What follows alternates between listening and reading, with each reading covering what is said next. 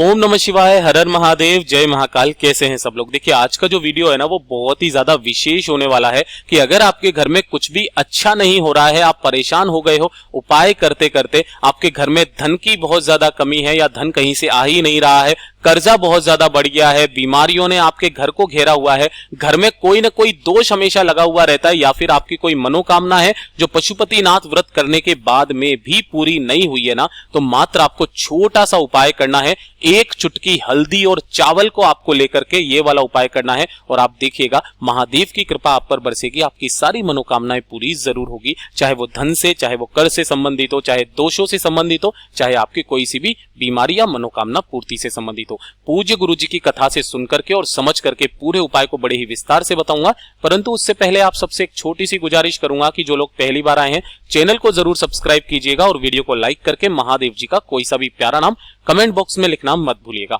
इस पूरे वीडियो के अंदर हम लोग 3 महा उपायों के बारे में बात करेंगे जो कि आपकी अलग अलग मनोकामना पूर्ति के लिए सिद्ध होंगे। सबसे पहले बात कर लेते हैं पहले वाले उपाय की तरफ। ठीक है, देखिए पहला वाला उपाय किन लोगों को करना है, अगर आपके घर में धन की बहुत ज्यादा कमी है। पहला काम, धन की कमी है, धन कहीं से आ ही नहीं रहा है आपके घर में, या फिर आपके ऊपर कर्जा बहुत ज्यादा बढ़ गया है, कोई लोन लिया, लोन चुकता नहीं हो रहा है, धन से संबंधित जितनी भी परेशानियां हैं, माता लक्ष्मी जी आपके घर में वास नहीं करती है, आपको लगता है कि माता लक्ष्मी जी आपसे रूठी हुई है ना, इस वाले उपाय को करना, आपकी सारी समस्या खत्म जरूर होगी। किस दिन करना है, किस समय करना है, सब कुछ बताऊंगा, ध्यान से सुनना, समझते चले जाना। ठीक है, सबसे पहले लेना होगा आपको चावल। ठीक है, अब कितना चावल लेना है, तो ज्यादा नहीं, आप 1 मुट्ठी चावल ले लेना, कोई सा भी। ठीक है ना, 1 मुट्ठी चावल ले लेना। ये चावल ले लिए। चावल लेने के पश्चात आपको इन चावलों को क्या कर देना है, किसी भी बाउल के अंदर पानी भरना और इसको गला देना। इसके अंदर क्या डालना होगा आपको, चावल, और चावल को आप गला देना अच्छे से। ठीक है ना, पूरी रात भर इसे रखे रहने देना है ना, रात भर इसे रखे रहने देना ताकि ये क्या हो जाएंगे, फूल जाएंगे। फूल जाने के बाद जब आप दूसरे दिन उठोगे ना, तो दूसरे दिन नहाने धोने के पश्चात आपको क्या करना है, इन्हीं चावलों को किसी भी मिक्सर ग्राइंडर में पीस लेना है, यानी कि आपको पिसा हुआ चावल चाहिए। ये चीज ध्यान रखना, गुरुदेव ने बहुत जोर करके बताया, पिसा हुआ चावल चाहिए। ये ले लिया। इसके बाद में आपको लेना होगा 1 लोटा।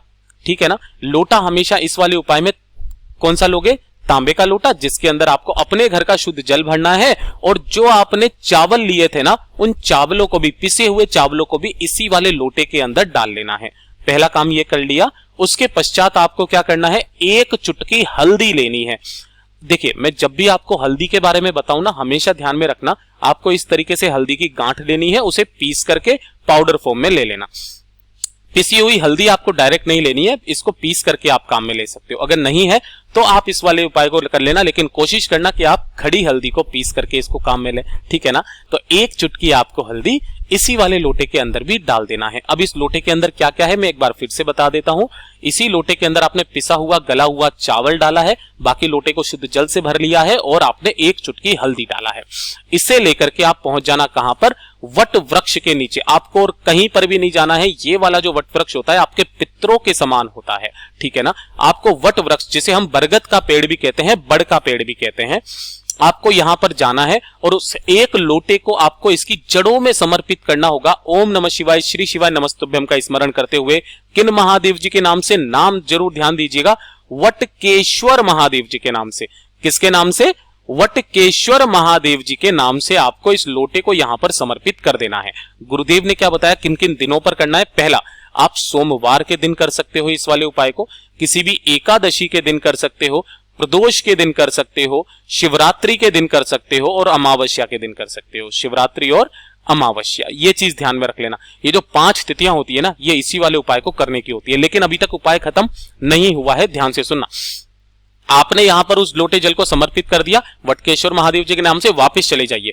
अब आपको इनमें से कोई सी भी एक तिथि फिक्स कर लेनी है कि आपको उसी तिथि पर इस वाले उपाय को करना है। अगर आपने जैसे सोमवार फिक्स कर लिया या एकादशी फिक्स कर लिया ना, तो अगली एकादशी पर या अगले सोमवार को फिर से वापस आपको यही वाला उपाय करना होगा। 2 से 3 बार उन्हीं खास तिथियों पर जो आपने चूज किया है ना, उसी खास तिथि पर आपको इस वाले उपाय को करना होगा। 2 से 3 बार करने के पश्चात जब आप लास्ट बार जाएंगे, तीसरी बार, यहां से आपको जड़ का एक छोटा सा टुकड़ा क्या करना है, उस छोटे से टुकड़े को उठा करके उसे धो करके किसी भी धागे से बांध करके अपने गले में या अपनी पॉकेट में आप इसे रख लेना, हमेशा इसको अपने साथ में रखना।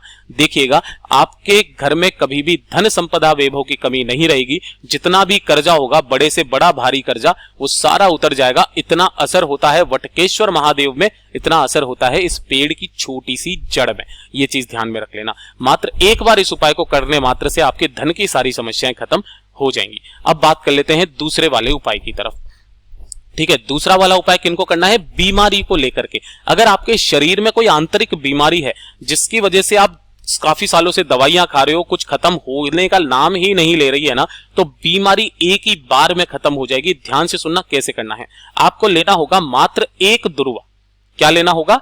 एक दुर्वा लेना, और इस एक दुर्वा को लेकर के और साथ ही साथ एक लोटा तांबे का शुद्ध जल लेकर के पहुंच जाना कहां पर? देवादिदेव महादेव जी के मंदिर शिवलिंग के पास। ठीक है, शिवलिंग के पास पहुंचने के बाद आपको उत्तर दिशा, नॉर्थ डायरेक्शन की तरफ मुंह करके खड़े हो जाना है।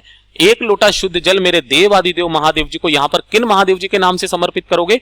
कुंदकेश्वर महादेव जी के नाम से। मैं एक बार फिर से बता रहा हूं, कुंदकेश्वर महादेव जी के नाम से एक लोटा जल समर्पित करना, ओम नमः शिवाय, श्री शिवाय नमस्तुभ्यम का स्मरण करते हुए। उसके पश्चात जो आपके पास में एक दुर्वा है, उस एक दुर्वा को क्या करना है? आपको माता अशोक सुंदरी के स्थान पर रखना है।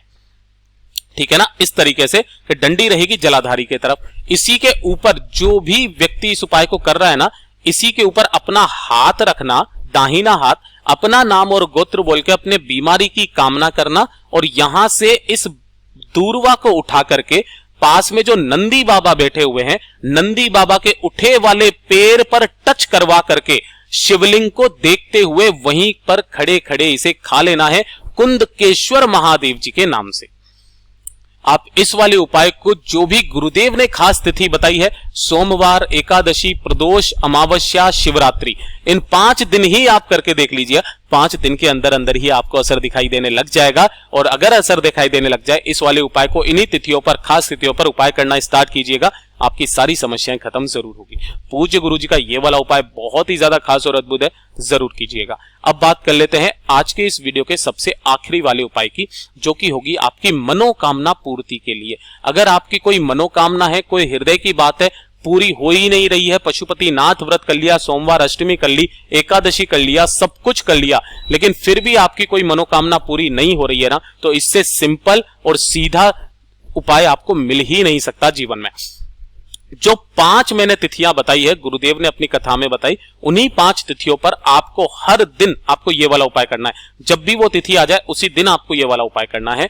कुछ ही समय में आपकी सारी मनोकामना पूरी जरूर होगी। ध्यान से सुनना, आपको लेनी होगी मात्र एक बेलपत्र जो कहीं से भी खंडित ना हो। अगर नहीं मिलती है शिवलिंग से उठा लेना, पहले ही बता रहा हूं, लेकिन खंडित मत लेना।